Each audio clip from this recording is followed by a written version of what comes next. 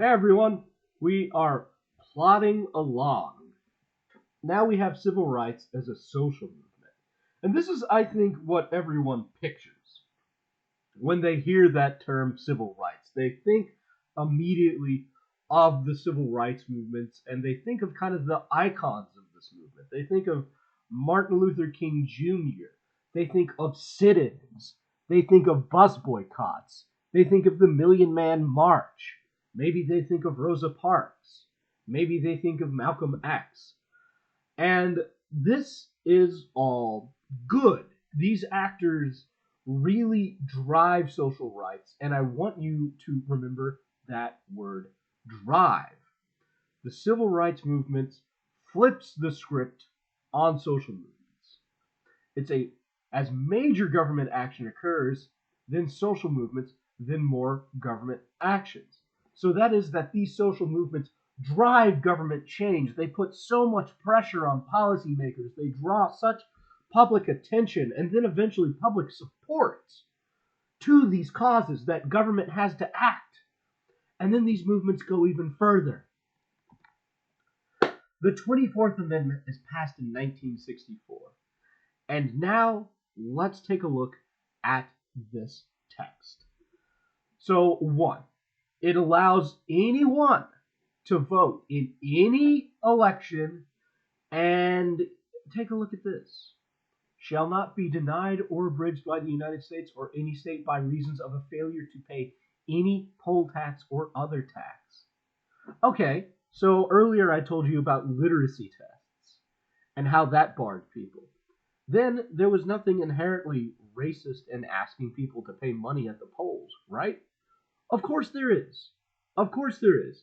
So this amendment repealed the poll tax. Now, all this does is it removes another barrier from voting. It does not remove all other barriers for voting. There are still barriers to voting which outlast this amendment. Now, the idea of civil rights was championed also by Congress. Congress passes several voting rights acts. And you have to remember, yes, these social movements very much pressure the president, but these Congress people are the ones who have offices in these cities where these protests are taking place. They're the ones who have the opportunity to march with these protesters. They're the ones subject of a lot of pressure.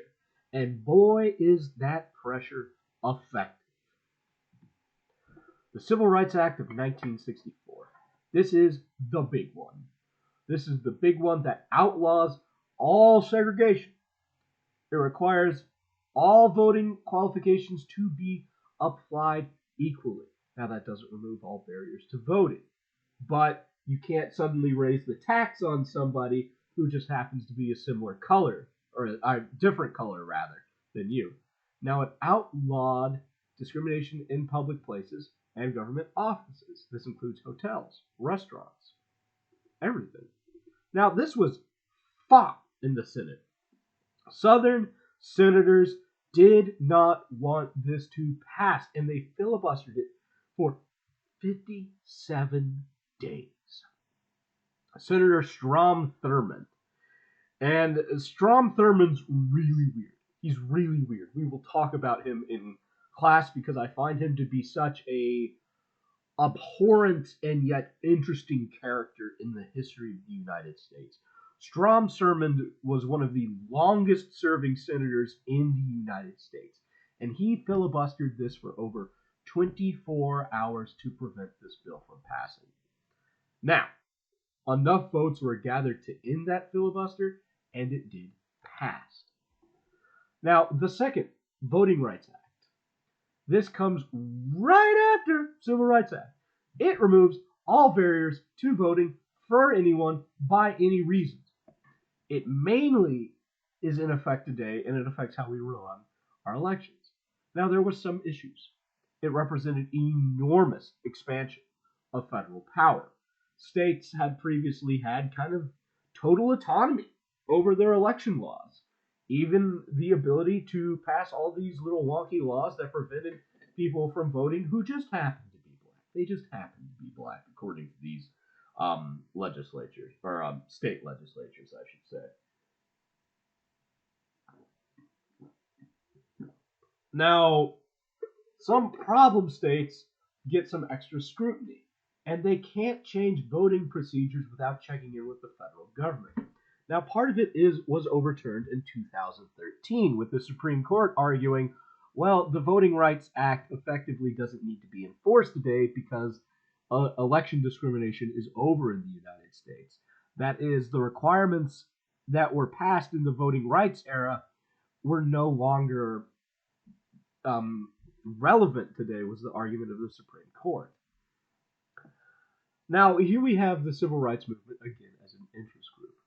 We've talked about the NAACP, but there are more than that. There are many groups that are created to support civil rights. Think about Cesar Chavez's movement here in Southern California, the farm workers movement. Think about Black Lives Matter today. As social movements gain success, and all other parts of governments fall into place, civil rights movements turns into a series of interest groups, and all of them, most of them, are still active today. Now, we will pick up with civil liberties in the next video.